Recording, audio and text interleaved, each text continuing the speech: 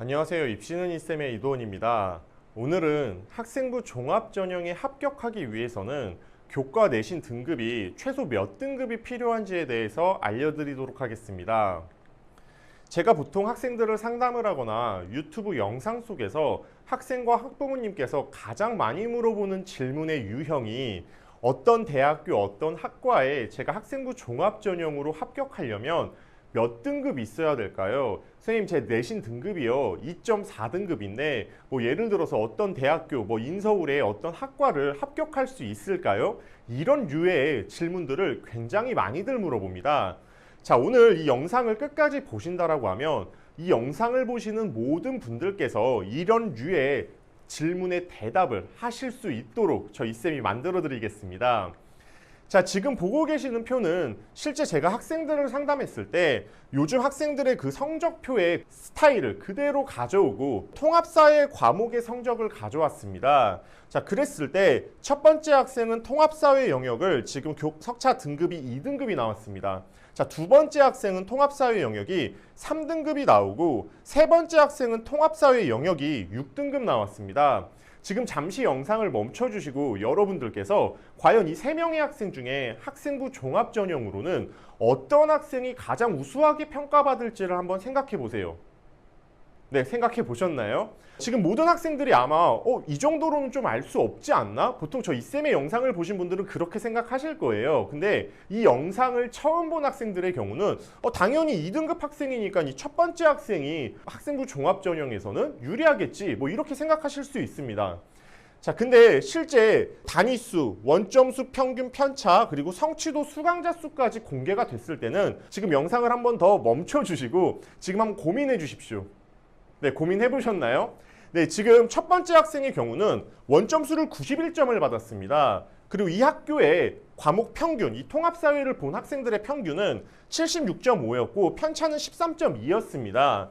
이 수강자 수는 대략 한 200명 정도 되는 학생이었는데 학생은 여기서 91점을 받고 2등급을 받았죠.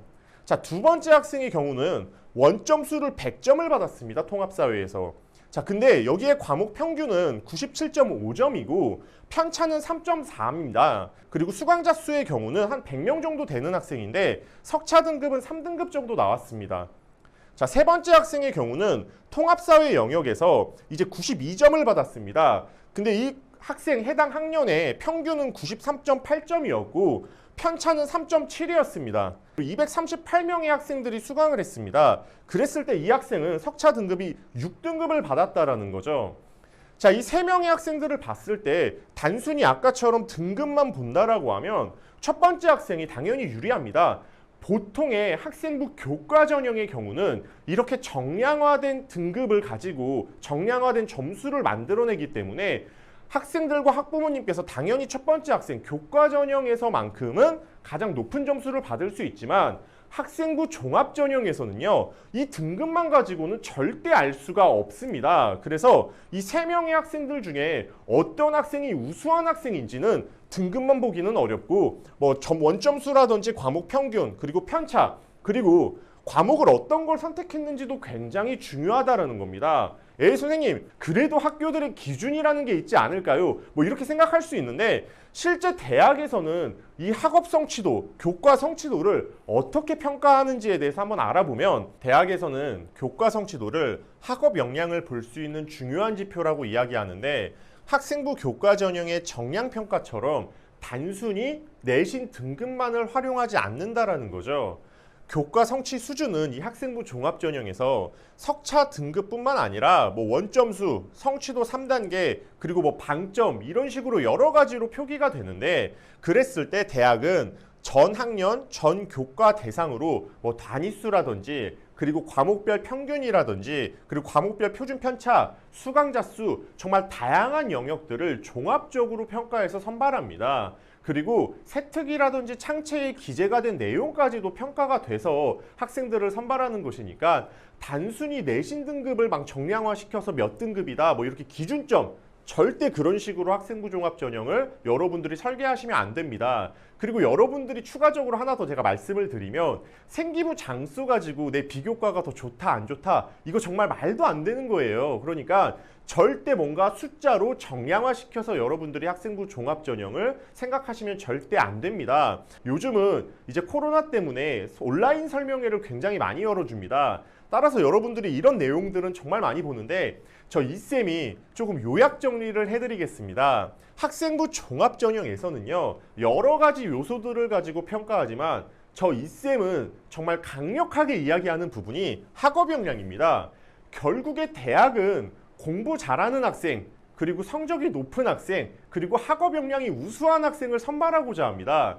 따라서 학업 역량이 무너지면 아무래도 좋은 대학을 가기에는 어려울 수 있겠죠. 자, 두 번째는 절대적인 내신 등급의 기준은 존재하지 않는다라는 것입니다. 어디에서? 학생부 종합 전형에서. 그래서 여러분들께서 학생부 종합 전형을 준비하시면 대학에서 발표한 학생부 종합전형 합격자의 평균 등급컷만 보시고 지원하시거나 뭐 자신의 입시 전략을 그런 식으로 뭐 기준을 세우고 짜시면 당연히 학생부 종합전형 떨어질 수밖에. 세 번째는 자신의 진로 방향성에 맞춰서 선택 과목을 선택하는 게 굉장히 중요한데 특히 자연계열 학생의 경우는 아무래도 내가 진행하고자 하는 그 전공에 맞춰서 과학 과목을 선택하는 것이 중요합니다. 학생부 종합 전형을 다시 돌아와 본다라고 하면 결국에 진로 방향성에 맞춰서 나의 그런 뭐 스토리 라인이라든지 과정들을 생활기록부 속에 넣어줘야 되는데 여러분들은 그냥 단순하게 전공만 놓고 직업만 놓고 진행하기 때문에 학생부 종합 전형 관점에서 보면 여러분들이 매력이 없다라는 것이죠. 그래서 내가 학생부 종합 전형으로 이 대학교에 들어가기 위해서는 이 진로 방향성을 제대로 맞춰서 준비하는 것이 중요하고 가장 첫 번째로 보여줄 수 있는 건 선택 과목이다라는 거. 그래서 여러분들 꼭 선택 과목 잘 선택해 주셔야 됩니다. 네 번째는 이 선택 과목 간에 위계를 신경 써 주셔야 된다는 겁니다. 그러니까 어떠한 과목들은요 이 과목을 배우기 전에 배워야 되는 과목들이 있습니다. 근데 우리 학생들이 아무래도 선택 과목을 마음대로 형성을 할 수 있다 보니까 자기 마음대로 선택 과목을 짜는 경우가 많아요. 예를 들어서 뭐 과학 과목에 원 과목이 있고 투 과목이 있으면 원 과목을 이수한 후에 투 과목을 이수하는 것을 권장하고 있습니다. 따라서 여러분들께서는 이러한 권장에 맞춰서 진행해 주시는 것이 중요하고 뭐 주문형 강좌라든지 이런 부분들을 추가적으로 들을 때도 이러한 위계를 신경 써주시고 전략적으로 과목을 선택해 주시는 것이 중요합니다. 자, 마지막으로 학생부 종합전형에서는 학생의 성적 향상과 그리고 성적 하락의 이러한 추이까지도 평가를 할 수 있습니다. 따라서 내가 시험을 조금 못 봐서 어떤 학기가 조금 망쳤다라고 한다면 여러분들께서 그 다음 학기 그리고 다다음 학기 그 다음 시험을 좀 신경 써주셔가지고 관리를 해주신다면 학생부 종합전형에서는 이러한 부분을 긍정적으로 평가할 수 있습니다. 그래서 절대 포기하시면 안 됩니다. 오늘 이쌤과 함께 학생부 종합전형에서는 학업 역량을 어떻게 평가하는지 그리고 단순히 내신 등급만 가지고 학생들을 평가하지 않는다라는 걸 알아봤는데 여러분들 많은 도움 되셨나요? 도움 되셨다면 저 입시는 이쌤 채널 좋아요와 구독 눌러주시고 저 이쌤은 앞으로도 더 유익한 정보 가지고 여러분들께 찾아뵙도록 하겠습니다. 오늘 영상 시청해 주셔서 감사합니다.